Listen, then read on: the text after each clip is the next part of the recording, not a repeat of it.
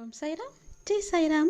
என் அன்பு குழந்தையே, உங்கள் கஷ்ட காலங்களில் எதை நினைத்து உன் மனதை நீ சாந்தப்படுத்திக் கொள்வாய்? இறைவன் எதையாவது ஒன்று உன்னிடமிருந்து எடுத்துக்கொண்டால் அதைவிட சிறந்த ஒன்று கொடுத்தே தீருவான் என்பதை காலம் நிச்சயம் உனக்கு காட்டித்தரும். நம்பிக்கையோடு காத்திரு. யாராவது ஒருவரிடம் உள்ளதொன்றை பார்த்து நீ பொறாமைப்படாதே. ஒருவேளை நீ அவருக்கு அருள் என்று நினைத்திருப்பாய் அல்லவா? ஆனால் அதுவே அவருக்கு பெரும் சோதனையாக இருக்கும். யாரையும் பழி வாங்க வேண்டும் என்ற எண்ணத்தோடு இருக்காதே.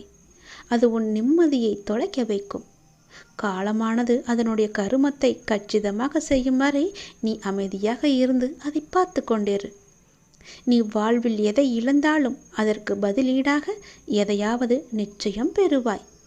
அதற்கு சமமாக பெறுவாய். ஆனால் இறைவன் மீதான நம்பிக்கையை நீ இழந்தேயானால் அதை ஈடு செய்ய உன்னால் எதையுமே தேட முடியாது. ஓஹோ என்று வாழ்ந்து ஒன்றுமில்லாமல் போனவர்களும் உண்டு.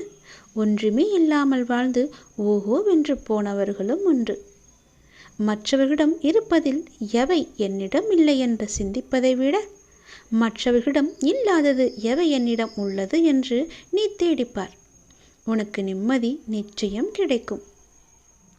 ஆகவே எதன் மீதும் ஆழமான நம்பிக்கை வை. எதற்காகவும் அதிக பொறுமையுடன் இரு. நாம் எல்லோருக்குமே கடவுள் என்பது ஒருவர்தான்.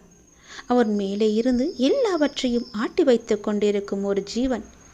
அவரை நம்பு. அவருக்கு தெரியும். உன்னை படைத்த கடவுள் அவர்தான்.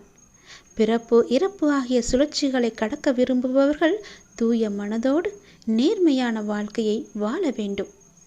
எவர் ஒருவர் ஆண்டவனை பரிபூரணமாக நம்புகின்றாரோ, அவருடைய லீலைகளை கேட்டும் அவருடைய லீலைகளை சொல்லியும் வருகின்றாரோ, அவர் ஆத்ம அனுபூதி அடைவது நிச்சயம்.